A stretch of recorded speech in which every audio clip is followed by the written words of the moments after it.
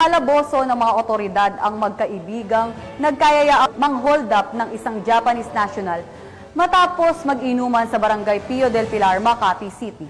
Ang balitang hatid ni Patrol Woman Mary Tony Veba. Arestado ang dalawang lalaki na sospek sa pang-hold up sa dalawang Japanese national nitong nakaraang linggo lang sa Don Chino Roses Avenue, Barangay Pio del Pilar, Makati City. Base sa investigasyon, dalawang Japanese national ang nag-report sa Substation 3 Makati Station dahil sa naganap na pang-hold up sa kanila. Agad namang kumilos sa mga pulis batay sa impormasyong ibinigay ng mga biktima at nagsagawa ng dragnet operation sa nasabing lugar. Pag-gather ng information dun sa victim, dinescribe niya yung motor, then helmet ng mga tao, suspect. Afterwards, nilatag namin yung possible na exit. Lahat ng mobile, dinispatch niya for possible apprehensions of the suspect.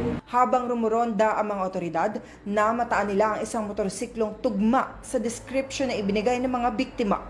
Napansin din nila na wala itong plaka, kaya pinara nila ito, ngunit nagtangkapang tumakas ang mga sospek at mabilis namang nahuli ng pulisya. Nakumpiska ng mga otoridad kay alias Wendell ang isang 9mm kalibre ng barel na kargado ng 5 bala. Samantala, positibo namang narecover sa kasama nito na si alias Jeffrey ang 10,000 yen at isa pang replika ng baril. Nang dalhin sila sa presinto, positibong kinilala ng mga biktima ang mga sospek bilang mga nang hold up sa kanila. Sa panayam namin sa mga sospek, sila ay aminado sa nangyaring krimen at nagawa lamang ito dahil sa pangangailangan. Ginom kami, tapos pagkasa kinuha po, kaya kami na kamalis ka. Pulis Garco, ginawa na po namin.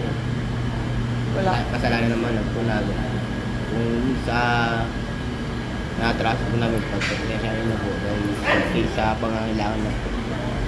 Mula dito sa Makati City Police Station, ako ang inyong PNN correspondent, Patrol Woman Mary Tony Veba, alagad ng batas, tagataguyod ng balitang